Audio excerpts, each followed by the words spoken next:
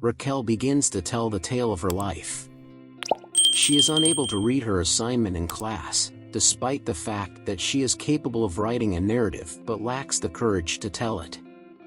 She continues by saying that her story truly begins in her home, not in this classroom.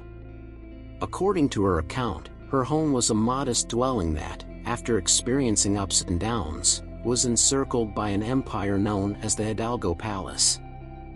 Although the Hidalgos live next door, their way of life is very different from hers. One of the most powerful firms in the nation, Alpha 3, is owned by the Hidalgo family and has its offices in the most magnificent building in Barcelona. The three Hidalgo brothers, Artemis, Ares, and Apollo, who are the heirs to the empire, are referred to as Alpha 3. Raquel has never spoken to Ares despite having an unhealthy obsession with him. She enjoys learning as much as she can about him and is aware of everything he does. Raquel kindly allowed them to use her Wi-Fi while theirs was broken, and Apollo is grateful. Finding that Ares has broken into her computer and figured out the Wi-Fi password, she becomes perplexed. Raquel confronts Ares about breaking into her computer the following day after following him into a remote wooded area.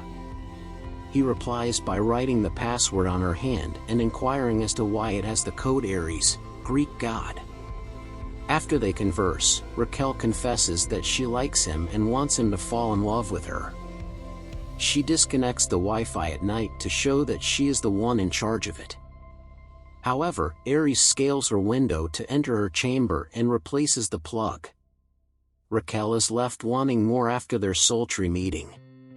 When Ares invites her to a party the following day, she seduces him, refuses to give in to his demands, and declares that karma is a bitch. Later on, she gives Apollo a drink since he gets too wasted and won't go back to his apartment. With the assistance of her friend Daniela, she brings him to her apartment. Apollo damages her phone by mistake on the way to her house. Once more scaling her window, Ares declares that they are unable to return home until their father leaves for work. Ares confides in her about the passing of his grandfather and how, like him, he suffers from allergies. Raquel receives a new phone from Ares, but she isn't really happy about it. She to his home to return the phone, but as soon as they get too close, they start having sex. However, Ares then acts indifferently, which infuriates Raquel to the point where she storms off. She returns to retrieve her necklace after realizing she left it at his apartment. Even if she stays the night, he dismisses her and forces her to leave in the morning. To help Raquel forget about Ares, where she gets wasted, her friends Daniela and Yoshi take her to a party. When Ares spots her on the street in a precarious situation, he leads her home. Ares acknowledges that he has been pushing her away because she makes him feel things, and that he has already followed his father's path. A route that avoids having feelings for any girls. Raquel is told by Ares that he sincerely hopes she will give him another chance.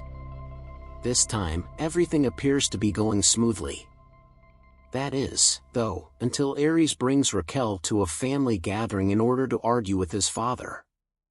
Raquel is ashamed to see her mother employed as a waiter there. In an emotional talk, Raquel's mother advises her daughter not to take her father's career path. Despite being a gifted writer, her father lacked the bravery to release his manuscript.